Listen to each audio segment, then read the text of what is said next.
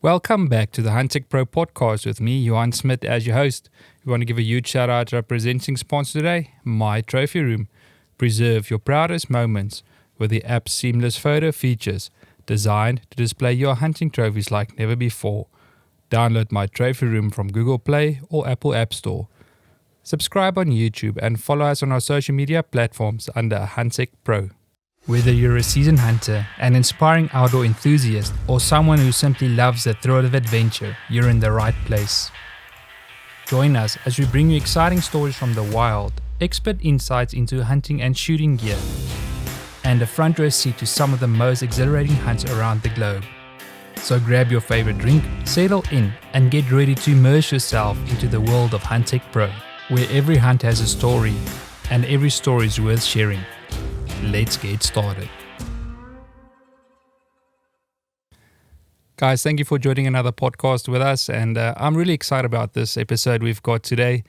Since we've started airing Huntech Pro in Canada, one of my main contact guys there is Steve Hamilton. And Steve contacted me about a week ago and said he thinks it's going to be a great opportunity for us to do a podcast together. So I'm really excited about today's podcast. Steve, thanks for joining me on today's podcast, man. Oh man, it's been a long time coming. I think it's gonna be fun. No, it's like I mentioned. It's since we started working with you guys, man. You know, we've had so many nights chatting and sharing your adventures and my adventures. So I'm really glad that we can do this episode together. And so, you know, you can tell a little bit more about where you're from and your journey. Sure.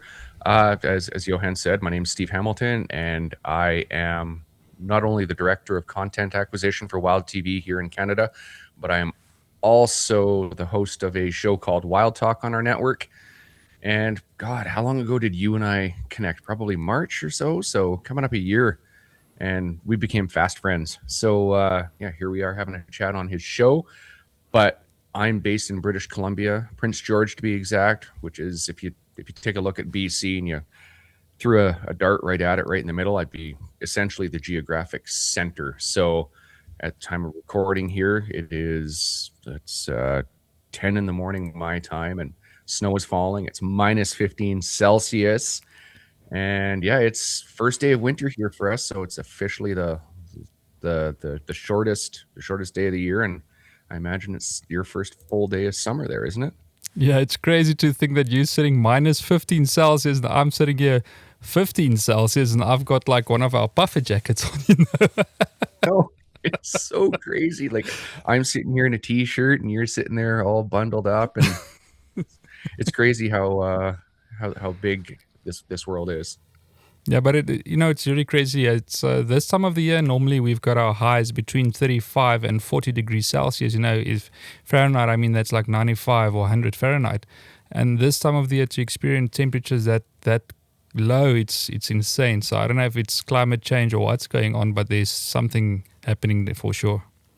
Yeah, it's weird. About 2 weeks ago, I was telling you, it was like 10 or 11 degrees Celsius above, and we had grass on our front lawns, and that's unheard of for this time of year. So it's, yeah, as you say, something's kind of messed up with the weather. The lower mainland here, Vancouver, about a 9-hour drive from me. I sent you some videos, some pictures of it.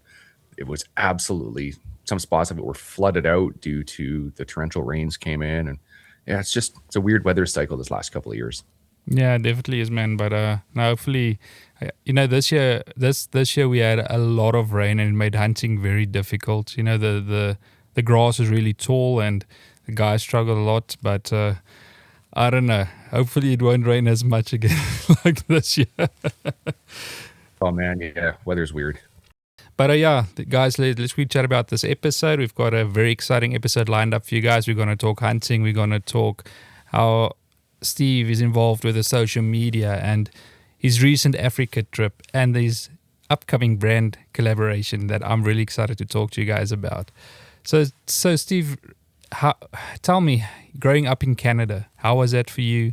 Where did you grow up? And yeah, if you can tell the listeners about your journey. Sure. So I actually grew up in the big city of Vancouver. I spent pretty much from the time I was about 5 or 6 years old till, God, how long ago? So probably about 20 years ago coming up now. Then I moved to Prince George, but grew up in the Lower Mainland. So quite obviously, very, very citified, city oriented. Didn't have much of a chance to get into the outdoors, although I was pretty lucky that I grew up across the street from a very large park right in the center of town. So I spent a lot of time out there fishing and catching frogs and catching snakes, non-venomous kind. Uh, but yeah, it was all I wanted to do was be outside. And about 18, 19 years ago, 20 years ago, I decided to make the big journey to Prince George, moved north about 9 hours, had some family up here. And Prince George is a small city of 80, 90,000 people at the very most. But we've got so much green space here. There's so much forest and crown land, they call it here.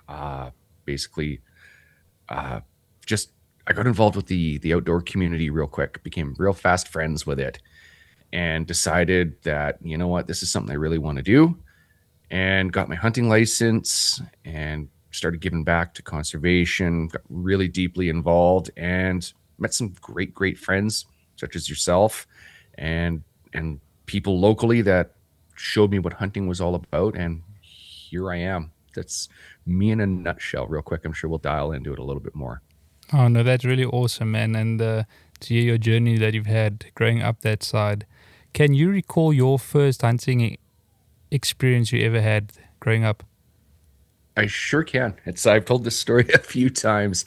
You can't see it, unfortunately, but there's a picture right there on my wall that I've got here for kind of inspiration. I was about 8 years old, and back then, it was commonplace for your grandparents or aunts, uncles to show up at your school and say, "I'm going to take him out of school," and nobody would freak out. So one afternoon, my grandfather and my great uncle showed up and said, "We're taking him out of school." And we drove three hours, whatever it was, to an area where my dad, his two brothers were hunting. They were camped on a logging road, a Forest Service road, right along a lake, and they had no idea I was coming. So we drive into camp, and the boys are sitting around, and they're like, "What is he doing here?" And, "Oh, he's with us. He's with us. We'll look after him this weekend." And I remember the picture, like I said, right there, of a couple of black-tailed deer. They were hanging up. So that's essentially a mule deer, same species. And I knew quick what was going on. But I learned to shoot that weekend with a 22. I learned to whittle a stick. I learned to throw knives, and I got really, really good with learning how to basically plink a pop can. I didn't hunt. I was there in the hunting camp with the boys, sitting around a campfire, and just kind of starting my journey there. And then I didn't hunt till I'd moved to Prince George. I got my hunting license when I lived in Vancouver, but I didn't really get into it. Vancouver, the Lower Mainland, is essentially you need to drive a solid 2 hours, 3 hours before you're in what you would call a safe hunting area. There's just so much urban sprawl, so many people around, and so many closed areas. So there wasn't really something that I dove with both feet into until I got to Prince George. Oh, that's really awesome, and to hear where everything started when your granddad took you on that trip. Was he one of your mentors growing up? Absolutely. He was. He passed away about 21 years ago. And I never got to hunt with him outside of that trip, but it's one of those ones that always stuck in my mind. And I've still got the knife he gave me to learn how to throw and whittle. And he's always been an inspiration to me, of the one that essentially lit that spark inside me and showed me where food comes from, and really, really lit that fire and said, "This is something I want to do." I didn't know at the time that's what he'd done, but when I look back at it in retrospect, that's absolutely what had happened. Yeah, and I mean, that must be something very special, and that's why we must impart in the younger generation as well. I know you with your daughter, and me definitely with my son as well. You know, it's teaching them what the passion is all about and why it's so important. But like you just mentioned now, you didn't realize it back then, but growing up, you definitely learned why your granddad did that. Hmm. Yeah, totally did. As you mentioned, my daughter's 13 now, and she's been hunting with me ever since I could change a diaper, right? Like, so I've got pictures of her in the back of my old truck with binoculars. She might have been 2 years old. She's got them up and she's looking out the window. She doesn't even know what she's looking at, but she's in her full camouflage. And she always said, let's go, let's go, let's go. And we're coming up to 2026. So 2024, 23, spring of 23, she got her hunting license.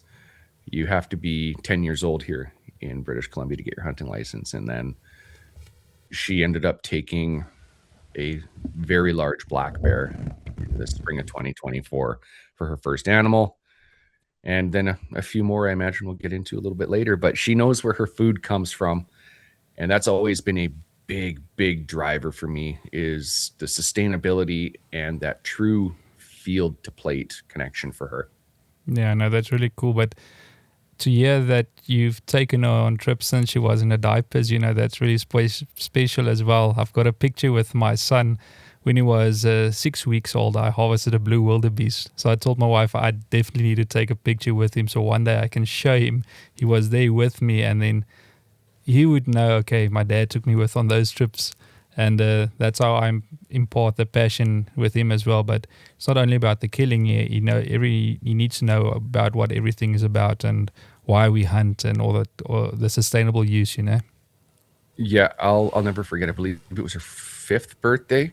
She's born at the end of September, and I know any hunters watching this here in British Columbia will go, "No, what are you doing?" Because that's prime hunting season. But I said, "What do you want to do for your birthday?" And she said, "I want to go hunting, fishing, and trapping." And that hit me right here. So we went out that morning, and she caught a rainbow trout on one of the local creeks up here, and then we went and checked another property that I was doing some predator control on, we'll say, and I had some traps set out, and we got a coyote that morning, and we went up and did some fishing again. She caught another rainbow trout, and as we were looping back through down one of the Forest Service roads to do her hunting, this black thing run out. I'm like, "Oh, cool, a bear, a small bear," and then I hit the brakes and realized it was a black wolf. So we ended up taking a black wolf on her birthday. We got a wolf, a coyote, and a rainbow trout. So again, that's something she is going to remember for her entire life, and it was something she wanted to do. So like I said, she really truly knows and embraces the outdoor spirit. No, that's really awesome. And that memory, or that trip you guys had, is something that will last a lifetime. And I'm so glad to hear that. But while we're on the topic of British Columbia, why did that become the central of your hunting life? It's where I am, right? We've just got such an abundance here. We've got 17 over-the-counter big game species that you can hunt here without going through hoops, right? We can hunt whitetail, mule deer, wolves, elk, black bear, bison, stone sheep, bighorn sheep. The list is endless. Like I said, there's 17 or 18 that you can hunt over the counter. So it's where I'm centered, but I also truly believe that we've got one heck of a blessing here when it comes to the abundance of species we can hunt without jumping through a bunch of point systems and draw systems. Now that's really cool. And you mentioned all the species that you have available there to hunt. Which of them is your favorite to hunt? Black bear. No hesitation. Black bear. You and I've talked about getting you out here for a black bear hunt. We have so many of them. We here in BC, you're allowed to take 2 with just your hunting license and buying tags. So you're allowed 2 per season. And on a slow day, as I've mentioned to you before, where I am, you'll see 20. That's a slow day. And I really, really like it because spring, after a long winter, you want to get out and start driving and and really scouting for the fall season. And when you get a spring that's a little drier, the snow is melting back, the grass on the roads, you can just drive 3-4 hours and see a couple dozen bears. I believe the last count, they estimated 160,000 bears in British Columbia. Wow. Doesn't sound like a crazy number, but when you have the density that we do, it's massive. It's the most amount of black bears in North America, the concentration of it. And they're delicious, right? They're absolutely delicious. They make the best ground meat. They make spaghettis and chilies and lasagnas and pastas. They make great sausage and pepperoni. They're abundant and they're sustainable, and they're just a lot of fun to hunt, especially for new hunters. Oh, that's awesome. And hopefully someday can experience a hunt like that. But I mean, to hear the sustainable use you guys have for them, like with all the meat you can process for them, I think that meat must be very delicious as well. It is. We literally had black bear 2 nights ago. It's so good. And it's something we chase every year to top up the freezer, and we make it a huge part of our diet. To hunt these black bear, how's your terrain, your climate, and your physical challenges you have to go through to be able to get on one of them? It's as hard as you want to make it, to be honest. We have here in British Columbia, we've got everything from we've got a little bit of desert kind of climate down about 4 hours, 5 hours south of me here, where cactuses and rattlesnakes are. And up here to the east of me, we've got the Rocky Mountain Range. So literally, it's as hard as you want to make it. It's very easy to do for somebody with mobility challenges or young kids or older people, because you can just drive for hours, right? We road hunt them. Where you put on some good tunes, you get a bag of snacks, a couple of pop sodas, and just drive and hang out with good friends and keep the binoculars out, and you'll see them on the road. So it's as hard as you want to make it, or as easy as you want to make it. There's just so much opportunity for different styles of hunting black bears around the province. And I know guys that will float the rivers with like dinghies and just wait for them to be on the sides there of the mountain sides of the slides, they call them, where the snow lets go and it clears it out, and you get the grass popping up, or sides of the roads on the Forest Service roads. There's just so many opportunities. Stress it again, it's as hard as or as easy as you want to make it. I mean, then the hunter can decide how he wants to harvest one. So I always say, don't down talk on how a guy wants to harvest the animal. It's his choice. I always just tell my clients, I want you to have a stable platform to shoot from. You can decide how we hunt this animal. That's exactly it. It's the same thing. I've got a couple of different types of sticks that you guys would call them there, but bipods, tripods. And it's, again, the most important thing you can do is have a stable shot you are comfortable with, and we'll hunt the way you want to hunt. So do you recall any memorable moment or hardened lessons that you've had hunting black bear? Man, why are you taking me there? Black bear was the first thing I learned to hunt here. Not the first animal I got here. My first animal I ever got here, you can probably see right there. On there, that's a moose, believe it or not. We have a spike fork season here. So that guy was just up the road about 20 minutes. So not the first animal I got was a moose. I had no idea what it was doing, but as you can see, we got him. But when it comes to black bear, that was the first thing I wanted to target, because I moved up here in the spring. So we went out, me and a couple of buddies that I'd met up here, and chased black bears. And one reason or another, I couldn't get a shot the first year. Wasn't for lack of them trying. It was the lack of me knowing what I was doing. In all honesty, it probably took me a solid 6 or 7 seasons to finally get a black bear down. It wasn't because I wasn't seeing them. It wasn't because they weren't there. It was just because things went sideways sometimes. I remember one time, I won't throw him under the bus here, but if he's watching or listening, he'll know exactly who I'm talking about. We saw a really good black bear on one of the Forest Service roads, and it had a little feeder route, like a little pipeline of grass, and There was a real good bear on it. Wind was perfect.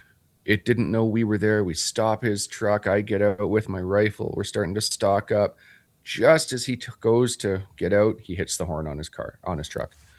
Accidentally. This thing was gone. So things like that happened. Lined up on multiple bears just off the side of Forest Service roads.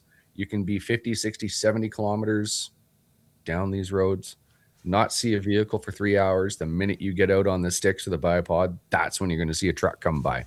So it spooks them away. So my first bear was actually with the guy that I just kind of threw under the bus. We were north of town about 4 hours. We were actually hunting elk in the fall, so kind of September, October-ish.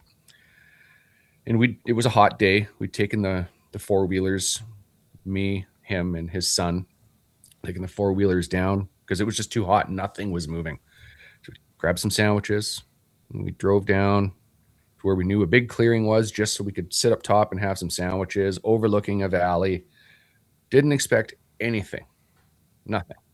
And his son at the time was about 10 or 12, and it was, Steve, if you saw this, would you do this? He was just one of those kids, as you'll find out when your kid gets a little older. They'll ask the craziest questions. Like one of them was like, "Oh, if you saw a 200-inch mule deer fighting a 200-inch whitetail, which one would you shoot?" I'm like, yeah, one of those, right? Just nonstop yammering in her ear. And if he goes, if a bear walked out here, would you shoot it? And I looked at him, yeah, probably. And no word of a lie, 30 seconds later, a bear walked out of the timber down to the berries. We're like, are you kidding me? There's no way he could have known this.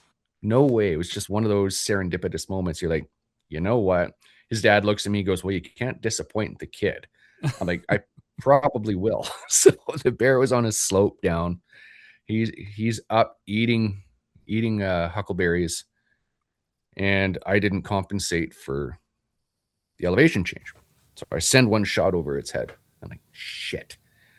So bear obviously stops what it's doing, turns and starts to run up the hill, but it's running by us about 100 yards up. So I just lead him a little bit just as he hits the trees, bang, tumble him right back down. I'm like, oh my God, I finally did it. So it wasn't a huge bear, just about a 5.5 footer, but it was tasty. One that I could still talk about 15 years later. and it's actually on the wall as you come into the house. So yes, I've had some moments when it comes to black bears. Yeah, no, like I mentioned earlier, hopefully one day I can experience a hunt like that. But I must say the road hunting sounds like a lot of fun. It is. It's very, very easy in a good way. It's one of these ones where you drive until you see an area, you get way back, you get way back. Like we can drive into the Rocky Mountain Trench and just get out and walk for a couple of kilometers past what they call deactivations, where there's no longer a drivable road there, but you can walk it. So the forest companies, when they're done in some areas, will have to excavate, dig a big hole in. You're not getting through there even with a four-wheeler type deal. And you just walk through and you go up there. So yeah, there's you're gonna have a blast, and I assure you, you're gonna come out here and you're gonna get a bear. It's just we got to make it work when. So as soon as we can nail something down, I'm ready for it. Oh, me too. I'll definitely be gauging what the spring looks like this year. It's gonna be fun with the amount of snow. If the snow sticks around and gets to normal, usually the kickoff for really good bear is the last week of May, first week of June. They're out. They're not in their dens anymore. The roads are green. The hills are green. They're still a little sluggish because they're kind of dopey when they wake up. And the big boys are out cruising, looking for the sows for the mating season. So you can see here, those are all, except for the two on the end and the next two. So those four there are all big bears. So lots of opportunity for you. But let's jump into the next segment. How did you move from hunting into the outdoor media? And tell me about that journey and how you started working with Wild TV. Sure. Basically, when I got into the hunting community, I realized that um, as a consumptive user, somebody who's taking from the landscape, in order for that landscape and the wildlife to be there in the future, you need to give back in some way, shape, or form. So I got involved with a couple of nonprofits and really got my name out there unintentionally. I was one of these ones that um, created a bunch of programs. So people started paying attention. I was in the media an awful lot, traditional print media and TV media, et cetera, radio media, just talking about these campaigns and the stuff we were doing. And then some stuff went down, and I really got involved politically on the political side of things. Again, taking taking government to task where needed, holding them accountable. So my name got out there into the hunting community, and I made some good friends that were in outdoor media. Still good friends with them, and I ended up getting a phone call or a text one day from a lady that said, "Hey, I'm with Wild TV. We need to chat." And I went. So I texted my buddy that works at Wild TV and said, "What is this about? Is it legit?" And he goes, "Yeah, you said you wanted to gig with Wild. If it ever came up, give her a call." So long story short, I called her back, and my buddy that works there used to host Wild Talk, and they were giving it up, and they were looking for a new host. So I did a quick kind of pseudo podcast interview where I was the guest with a couple of the executives at the show, and they said, "Yeah, let's see what you can do." So here I am. We're, man, episode 21 of season 4 aired yesterday here in Canada. I took over at the middle of season 2, and I'm already recording into season 5. So yeah, it's been a journey, and a natural progression for that was to kind of move into the content acquisition thing. Had a couple of other positions come up, and so I host and I do the content acquisition. So it was a journey that wasn't intentional, but I'm definitely thankful for it. No, that's really awesome to hear how you got involved with Wild TV and how they got you involved with Wild Talk as well. And to hear that you've already been involved for 2 seasons, man, so that's just insane. And you keep on growing. I know you recently did a podcast with Jim Shockey, if I'm not mistaken. I did. That episode will be episode 2 of season 5. Jim, I've had the opportunity and the privilege to interview him and have dinner with him a couple of times over the years, and just a solid guy. And yeah, I've been pretty lucky to make contact and develop friendships with some fantastic people in the outdoor business, and some that aren't really in the outdoor business, that are just hunters or anglers or sport shooters, that we're all drawn by that common bond to the love for it. No, that's really great. I also had the opportunity to meet Jim at last year's SCI convention and had a quick chat with him. But yeah, but it's like you mentioned, it's at the end of the day, I think it's important to have these top individuals also on our shows that will help to grow the following. But I think it's also important to have your everyday hunter also to share his knowledge and his input as well. But that's I think that would lead me to my next question. What is your vision behind your podcast? I want to make it the outdoor world is so big yet so small, and I want to make the journey of a hunter, an angler, a sport shooter as accessible to as many people that don't necessarily know what it's all about and understand it as easy as possible, right? You know, in your industry, that there is a select minority that absolutely will never ever change their thoughts about what we do. They Hate's a strong word, but a lot of them do wish hate on us. Yourself, we've never talked about this, but I guarantee you, over the years, you've had people wish death upon you and your family for doing what you do.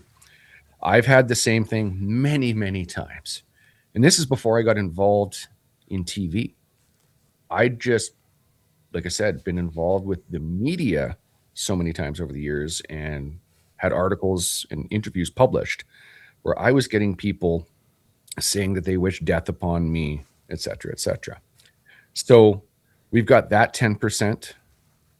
We've got the 10% that hunt, fish, sport, shoot, and understand what we do. But there's also 80% of the world that they don't necessarily agree with it, but they don't necessarily disagree with it. And my vision for Wild Talk is to be able to make what we do understandable, not necessarily so they like it, but so they can understand it and not hate it. Because realistically, here in Canada and around the world for the most part,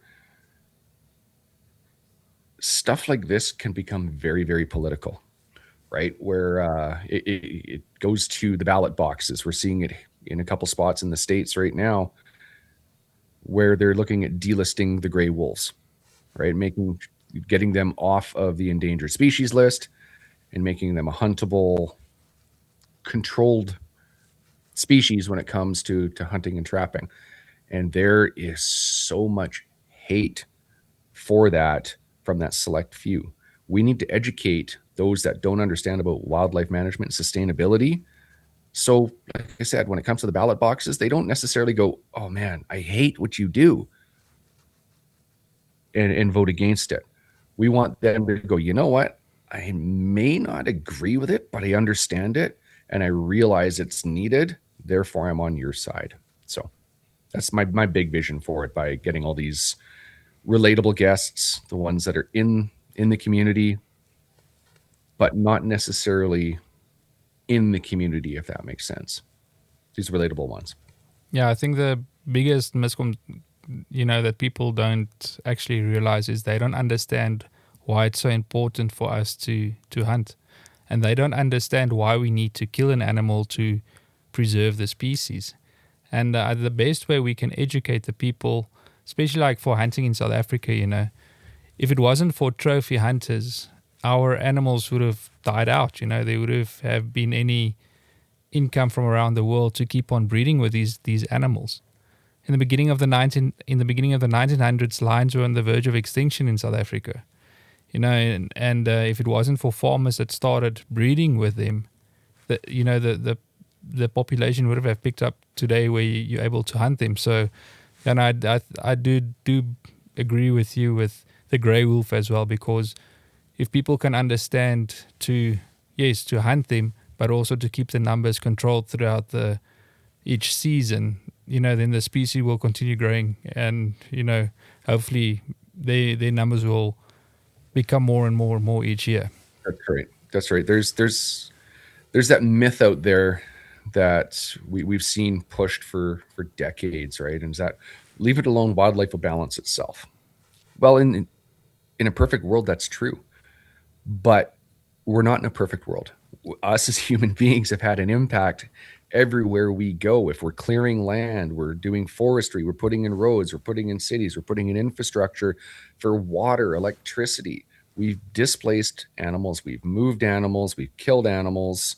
We've created little subpopulations where you've got crazy carrying capacity where it needs to be brought down. We've got other areas where the carrying capacity is nowhere near what it should be. We've got extirpation in some areas, and yeah, it's not going to balance itself anymore. So as humans that have made that impact, it's in our best interests to help regulate that one. And talking about hunting in South Africa, you guys have got a huge success story that's been out on the media lately with the Bontebok. Like that is brought back by giving wildlife and animals a value, right? If they don't have a value, they don't stick around. If it pays, it stays, right? So the Bontebok is a huge success story. And I read something the other day where I think it's Kenya is talking about opening up hunting again. So I don't get it. I don't get I understand the emotion behind it, but I don't get these ones that push back against the science when it comes to balancing a species and bringing it back to where it needs to be. The Bontebok, that's a massive success story. And yeah, it's one that you guys need to sing from the mountaintops.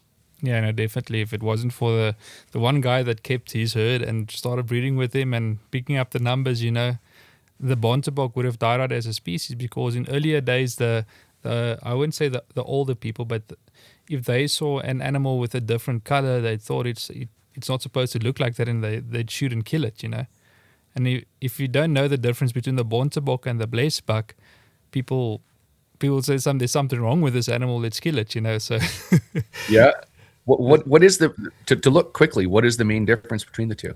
So you'll definitely see that there's a different color on the backside of the animal. It's got like a purplish shine to it, and if you have to look at the legs, it looks like it's wearing white socks. And sometimes if you look at the face, it's got a white line connecting the white line here in front as well. But Blesbok can have that as well. So you definitely look for the coat difference and those white socks. Okay, that's what it is. I've looked at pictures and went, I don't really see much of a difference, but I'm not educated on the species, right? It'd be like putting a grizzly bear or a color-phased grizzly bear or color-phased black bear in front of you with a grizzly bear, right? You'd be like, I can pick it out quick. But no, I read that and I was like, man, that is such a cool success story. Let's jump back to working with Wild TV. So you're involved with Wild Talk. Is there any other projects that you are involved with? With Wild TV, I'm the director of content acquisition. Basically, I source out producers and talk with them about coming to the network. Like, that's how you and I met. You were and still are a producer, and yeah, I just basically find cool content for the network and help get them exposure and set them up for success on our network. And I know you've done quite well on our network. Wild TV is the #1 outdoor network in Canada. We're #1 Numeris rated, which is basically a rating system. And we're just continually growing. We just celebrated our 21st anniversary on the air in Canada. Started in a couple of small basements in the prairies, and now here we are. We're exploding around the world. It's fantastic to be part of such a great company that really sees the vision for the future and allows me to meet some cool people. Now that's really cool. And I mean, if it wasn't for me reaching out to you guys, we've never would have even had this podcast today. Well, I think I would have found you online. I would have reached out to you at some point. I follow some cool producers on social media, Facebook, Instagram, and YouTube, and I didn't even search for a couple of people. I'm like, wait a minute, how do they show up my algorithm? The algorithm has a crazy way of knowing somebody's target audience. So I think it might have taken a little longer, but I think we definitely would have connected, because this hunting industry and this hunting world and the love for travel and hunting itself brings people together. So I've seen the numbers lately coming from Wild TV, people viewing Huntech Pro. So it's really exciting to see how we're growing on your side. I think last month we've doubled in viewership, and that's like crazy to see. Mm-hmm. Yeah, absolutely. You are. It's you're in a niche market on Wild, and Wild is all about helping our producers grow and getting eyes onto them right where they need to be. And we got a ton of exciting stuff coming in the very near future for Wild. Can't get into it here, but maybe we can chat about it off the air. No, awesome. Excited to chat about that. Definitely. I quickly want to chat with you about Wild Talk again. Sure. Except for Jim Shockey that you're going to have in season 5, do you have any other standout guests or episodes that you can recall doing? Oh, man. Over the last couple of years, I've had some fantastic guests. I've had Eva Shockey. I've had Brandlin Shockey, who I developed a bit of a friendship with. I've had Jimmy John Leoto from Jimmy John's Sandwiches in the States. That man, what a phenomenal advocate for who we are as hunters. I was incredibly lucky to land that man for an hour chat. At the end of it, he's like, okay, I got to go, buddy. I'm about to jump in the helicopter and fly down to Florida, and we're going marlin fishing for the weekend. Like, if you don't know who Jimmy John is, he's I think he sold his company for $4 billion. Wow. And so he's living large, and he's such a big advocate for what we do. And to get him to come on says a lot for who he is, and selfishly kind of cool for the impact Wild Talk has, that he knew who we were. Man, I just had uh, I just had a fish cop on, which is like a fisheries officer here, Sean Tatey, fantastic guest talking about the life of a fish cop. I had Survivor Man on, Les Stroud, T-Bone Turner from uh, Real. What is it? I just know him as T-Bone Turner from Realtree. Is it Yeah. Realtree? Yeah. And I've had so many guests. I couldn't pick just one. And you're going to be on soon, so I'll have you on. I've been pretty fortunate over the years to have some fantastic guests and some great conversationalists. And I think that will lead me to my next question is, I think using podcasting to connect with hunters worldwide has become a very powerful source, and that's why I started with my podcast as well. I've met so many interesting people through the years. I can't feature them on all the episodes because obviously we've only got a certain amount of time to show an episode. But with a podcast, you can delve into their history and delve into their story and connect with people all around the world. Yeah, totally agree. Totally agree. It's such an accessible platform, right? It's all you need really to have a podcast that gets out there is an internet connection, right? There's so many amazing stories from our community that need to be told and are relatable, and a lot of them somebody will be listening and go, wow, they did that too, and you immediately get that connection. And it's such a great venue to make it again accessible to the non-hunting community, the non-consumptive users, and those that just have a genuine interest of saying, you know what, I'd like to know more about hunting, fishing, sport shooting, and conservation, but I'm afraid to ask. So they can tune into something like Wild Talk or Huntech Pro or any of the other great podcasts that are out there, where they talk to the average outdoors person and allow their story to be told. I love it. And me too, man. And I think that's why it's so important for us to keep on sharing people's stories around the world with other people to hear how they started out, and maybe it can ignite something in them as well. Mm-hmm. Yeah, and that's what it's all about, right? Is getting that fire going. That, you know what, I really want to do this. I've heard some phenomenal stories in the last couple of years from, not from guests, but I've had emails and phone calls and texts and social media shout outs and people saying, you know what, I was thinking about getting into hunting, and then I heard this on your show. What do I need to do now? I really think I want to do that journey. So it's reaching where we need it to reach, and we just need to keep doing it. No, I think that's also a great way to lead up to our next segment. What drew you to hunt in South Africa? Oh, man. When I first moved to Prince George, like I said, I went to a wild game banquet. And when I got involved, I didn't even buy tickets.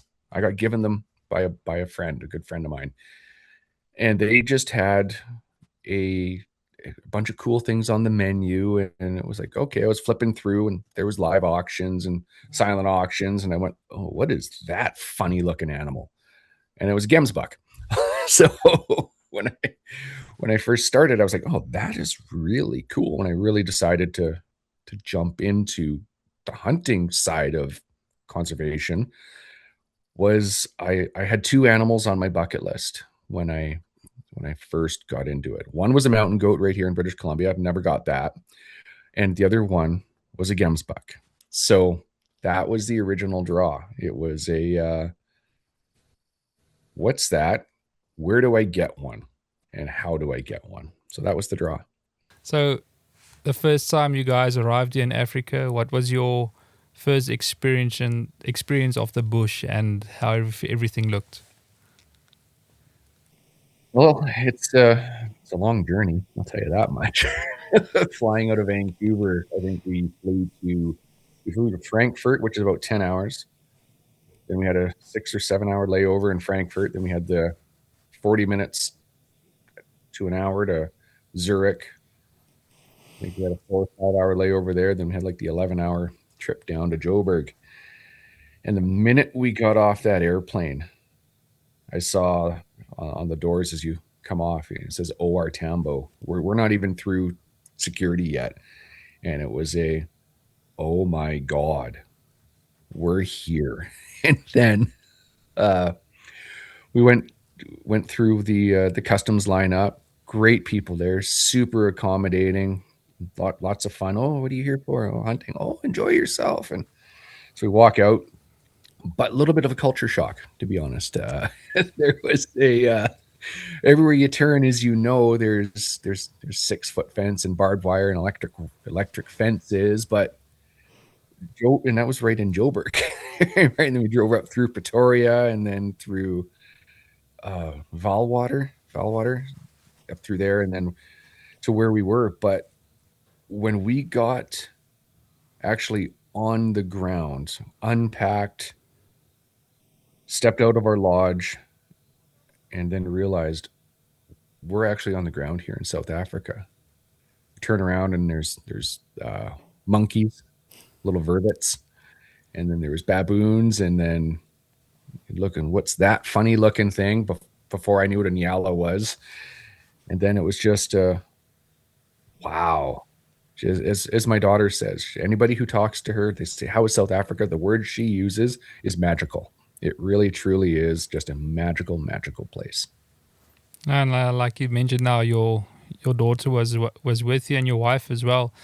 You guys had, I know you guys had a great trip hunting. And what was the moment that stood out the most of your recent trip? Oh, I've got two. One was my daughter. Like I said, she'd taken a big black bear here in British Columbia, and her original target animals when we got there were, she wanted an impala, she wanted a bleeze buck, and she wanted a warthog. So we're out on foot and we're chasing a gemsbuck for me. We knew where there was a few around. So I'm carrying the rifle and we're walking up one of the roads. And then I'll dial back a bit. The day earlier, we saw a herd of zebra. And she said, "You know what? I want to shoot a zebra instead of a warthog." And I went, okay. I asked the outfitter, I said, "Is that doable?" He said, yeah, no problem. So, okay. So next day or whatever it was, we're walking up the road and we're chasing my gemsbuck. And then about 400, 500 meters up, runs over the herd of zebras. And the outfitter, the PH, says, "There's a real good stallion in there." There's a herd of about 15 or 20.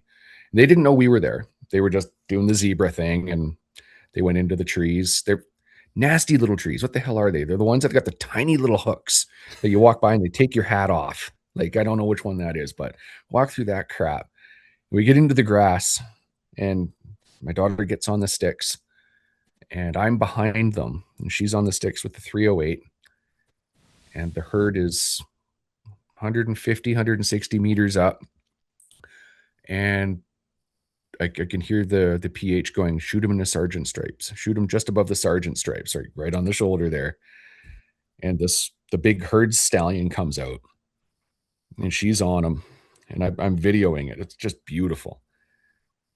And I hear the safety come off, and then bang, and I hear the smack. And like, oh, she's got him. And 5 minutes later, we didn't even have to search. This thing ran, and thankfully it got before the edge of it was under those trees, so there's nothing there. And then at the edge, there was like a big grass kind of field sort of thing with a bunch of nasty trees.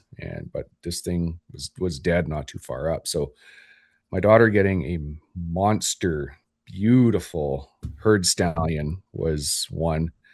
And then the other one, my wife, she'd never taken a big game animal before. She'd only taken little birds here. And just walking through some of that scrub brush and under those nasty little trees again, those ones with, and the other ones with the big freaking spikes. What are those ones? Camel thorn or whatever those things are, man. Just everything there wants to hurt you, I saw. But so we're walking through that, and the PH goes, oh. And there was Impala up there. I couldn't see where I was beside her, and she's on the sticks with him. And she's down, she's looking, and I can hear the Impalas calling to each other. And then she pulls the trigger, and we walk up, and she got a beautiful Impala, first big game animal there. So she was quite emotional there. Those are the two big standout moments for me when it comes to harvest. But the other one was my wife's favorite animal of all time, like, is a giraffe. And she got to see a few of them up close and personal. The tears came on immediately as soon as she saw them. So just being a part of those experiences was incredible. We ended up bringing home, we haven't brought them home yet, but 9 animals between us. We got 3 each. So, but those are the 3 big moments for me. Yeah, I could hear from you telling the stories how special the moments was with your daughter and with your wife. And hunting, the way you guys hunted, how is this different from you hunting back home in Canada? It's very similar in some ways. There was a lot of driving, spot and stock. There was also a lot of on foot. I think I took a screenshot from like day 3 there. We were out trying to get an Impala for me. I got first Impala of the trip, and I think I put in like 29,000 steps chasing an Impala.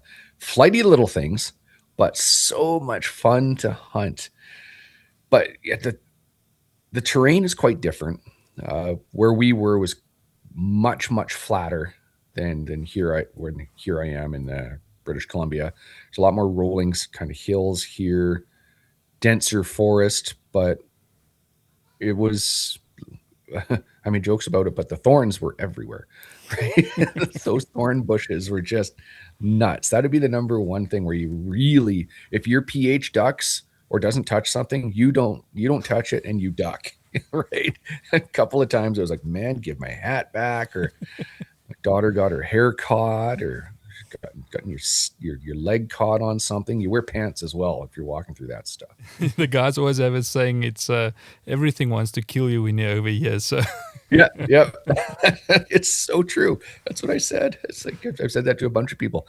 Everything wants to hurt you, but never once did we feel that we were getting hurt. Like, I had a few little cuts and bruises on my hands. I was like, man, where did that come from? But yeah, it was great. Now, your overall experience and what you can take back home, what was your experience about the species and the experiences you guys had in camp and meeting people? The people were so friendly. Man, everywhere we went was just, the people were amazing. From the cooks in camp to the skinners, the trackers, everybody was smiling and just so happy to see us. We took a couple of little drives into the city village. People were waving, saying hello. But when it comes to just overall experience, there's something about a South African sunset. It was just, we were pretty privileged to know this little spot that he took us to more than once. And it was just overlooking the concession, looking down a valley. And that time of year, the sun, just as it crested down with the colors and the sounds, and we heard would have been leopard calling at night. We actually got to see a leopard too, which was apparently unheard of. We were videoing as we were going down, as we were videoing a herd of zebras about 200, 300 meters up. And then this leopard runs flying across in front of us. And the PH was quite shocked to see that. He was very excited, as you'd hear by the video.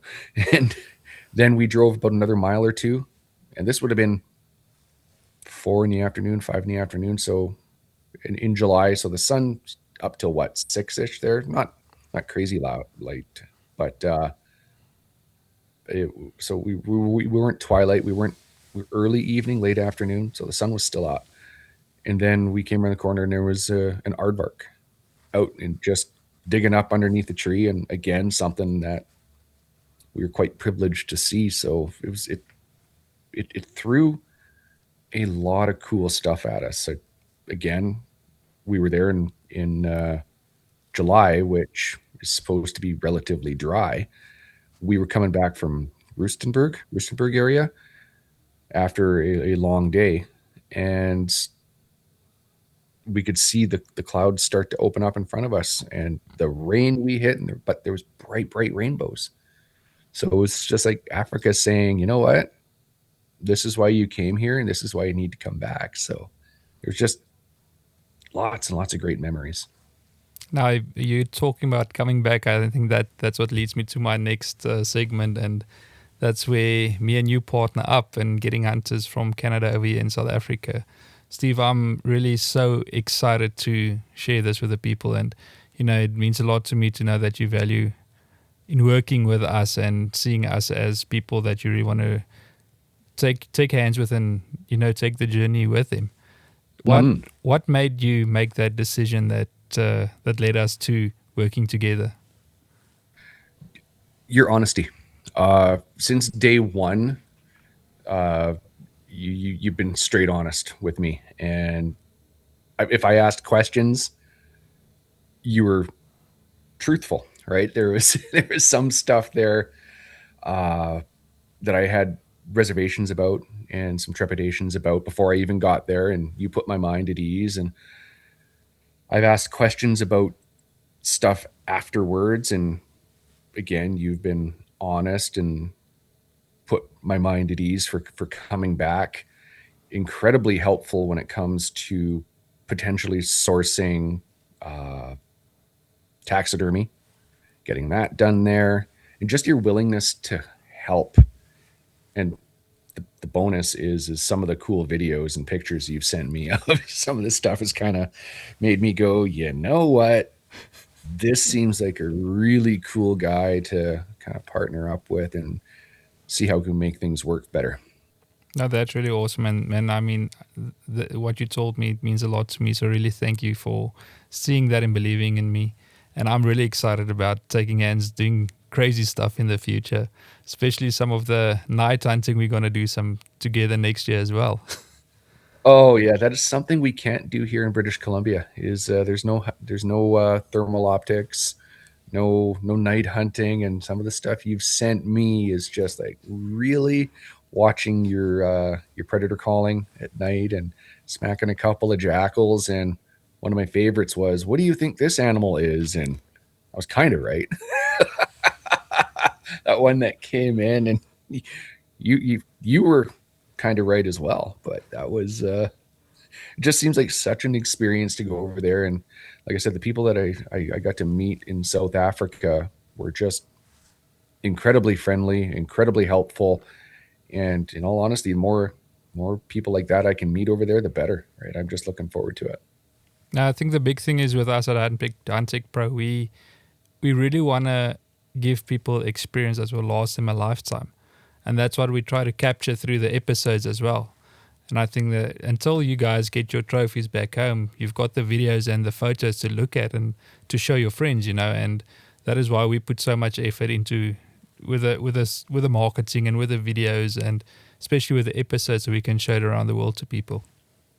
That's right. That's a big part of it, right? You've got all these memories in the photos, but until you've got that physical trophy at home, right? And again, that's words that that other community doesn't like, right? They don't like the word trophy, but what they miss is every part of the story we've told up until that point. That physical trophy when you get home is a reminder of everything that led up to it. When we were back at camp, my kid, she said, I want to try some of the zebra. That's something I never expected to be able to try. So the pH went up and he grabbed a chunk of the zebra and a chunk of my nyala off, and we got to try that. It was so delicious, right? Like the memory, the trophy for us started the second I bought that trip. Every step of the way until pulling the trigger was a trophy. Every step after pulling the trigger is a trophy, right? The physical mount is just such a small part of it, but it's an important part of it, because every time I look at that or put my hands on it, I can go, you know what? This is what happened. And the other part they miss is the money that's going back into that local economy as well, right? Yeah. It's that it takes money to get there. It takes money to stay there, and it takes money to get that physical memory back, right? There's just so much more to it. I think that's a big part that the anti-hunters or people that don't understand it, they just see the bloodlust we as hunters have, but they don't actually understand it is also emotional journey for most of us, you know. So you have to you value the life that you just took, and you have to know, okay, this money is going towards the economy for this country or to preserve the species, and that's what we always try to educate people when they come over this side. Yeah. For me, for what I paid for some of those the animals without the taxidermy, I know that I'm taking one, but the money I'm putting back there is bringing back two, right? It's you take one, you give back two. So we take 9 animals, we give back 18, right? It's a no-brainer. And all these animals we took over there, and I'm sure you're the exact same way. You are looking for the oldest ones of the species to take out, the ones that are no longer contributing to the herd in a positive way. They're the ones that are taking out the carrying capacity. You're having an old bull sit there and take 3 times the food as the 3 young calves that are coming up, right? You take out that one old bull that's no longer breeding, or the one that's being aggressive to the herd mates and doing physical damage. And you're actually contributing more to conservation than taking out the other ones, right? There's such a big picture to the South African model that a lot of people don't realize until you're physically there. Yeah, so if the guys in the Canada wants to find out more about booking a hunt with Huntech Pro, they can get in contact with you, and we'll mention all the other links in the description for the episode as well. But yeah, Steve, I'm just super stoked to have you part of our team, man. Oh yeah, I'm already, as you know, got some groundwork in with some people that should be reaching out to you. It's any of these people that know me know that I won't put my word behind anybody. So I'm quite happy to support you. You've been great to deal with. And the other part that we have to talk about, and what I'm really excited about, is getting you involved with Biomorph. So let me quickly tell the people what Biomorph is. So Biomorph is a camo pattern developed here in South Africa, and we've spent the past 2 years designing the pattern, testing it in America, in South Africa. We've put it to test in all terrains possibly that we could. So what will make a camo pattern differently is if you have to look at it from an animal's perspective. And that is the way we have designed the Biomorph pattern. So Steve has already seen the pattern, and he's really excited to share with you guys as well his involvement with Biomorph. But I think it will be in the next week or two. We should have the shipping open, and then we'll also be able to share you guys with the links. We'll be able to look at Biomorph camo. Yeah, it's pretty badass. You sent me a couple of pictures of you here in North America with it last year or whatever it was. And I was like, where the hell are you? And then I had to zoom in. I'm like, whoa. So I didn't even know what was going on at the time. I didn't know it was a camo pattern you were trying out. I thought it was just something off the shelf in South Africa, but I didn't realize that you'd put your heart and soul into it. And when I realized what it was, I was like, man, this is something I want to dig into on a personal level here and really see what it does here in British Columbia. I'm stoked to see it. And when you get your shipping sorted out, going to be one of the first, if not the first here in British Columbia to try it out. Yeah, it took a lot of time. Actually, we spent a lot of years developing the pattern. We had to put it on ice for a while, and then we could take it off ice. My wife started developing further into the pattern.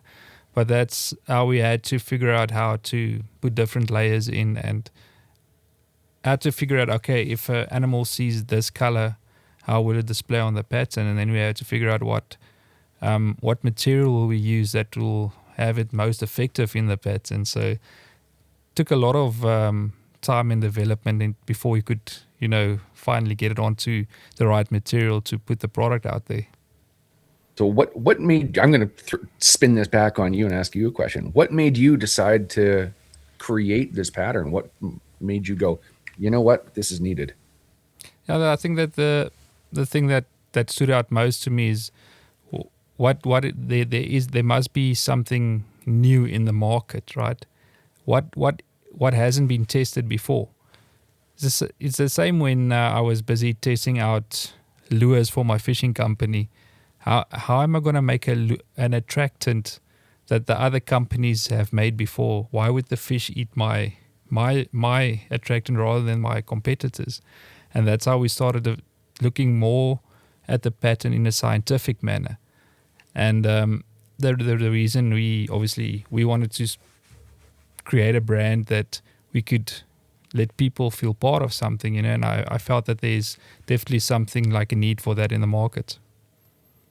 Gotcha. Okay, so it was born out of a need versus a want, which is kind of cool. The best things usually come out of those, I find. Yeah, I think the big thing is that I saw is people want to be part of something, and with the other brands, I don't see it that much, and that's why I thought, well, if we can create a brand, we need a product, number one, but the most important thing is we need to have a structure in place for people to feel part of something. If they feel part of something, you can develop your product even more and more. They can give you some inputs and they can put it to the test, and that's how you're going to get your product better and better at the end of the day. That's right. Yeah, I can't wait to see what it looks like up close and personal, and see what it really put it through its paces here in British Columbia. No, I can't wait to see how it does that side as well, man. And no, definitely, as soon as everything's sorted out with the shipping, that's the only hurdle I still have to overcome, is to ship it over to you guys. Then we're ready to ship it out to the world. Awesome, man. I'm stoked. All right, so we're getting at the end of our podcast episode. Steve, it was so awesome chatting with you and getting to share your story of how everything started out for you, and just to share more and more of your journey. It was really special for me to hear, how you hunt with your family and where everything started with you. So everything was when your grandfather imparted his hunting into you, you could impart into your kid again, and I think that's what makes it very special. Yeah, sure was. All those years ago was that, you know what, he's coming with me for this weekend. That kind of lit that spark, and it smoldered for a bunch of years. And then here I am. Who would have thought, all these years later, talking about it on a podcast with somebody in South Africa. So, Steve, where can people find out more about you if they want to get in contact with you? Oh man, there's so many different ways. I'm sure it'd probably be easiest for you to just drop a link in the show notes, but you can check me out on wildtv.ca. All right, awesome. I'll definitely mention your links in the description. Awesome. Yeah, Wild Talk as well. Oh, awesome, Steve. Thank you again for making time to do this podcast with me. I really enjoyed chatting with you, bud. Anytime, my friend. Can't wait to have you on the other side of the mic, where it's me putting you through the paces. No, I'm looking forward to that, and I'll share that with you guys as soon as Wild Talk episode comes out as well. But Steve, buddy, it was awesome chatting with you, and I can't wait for us to sit next to a campfire real soon and share more hunting adventures, man. It's going to be sooner than later, my friend. You can count on that. All right, guys, and if you would like to find out more about the Huntech Pro Podcast, I'll make sure to leave more links for you guys in the descriptions. Thank you again for listening to this episode, and stay tuned because we'll have more exciting episodes to come.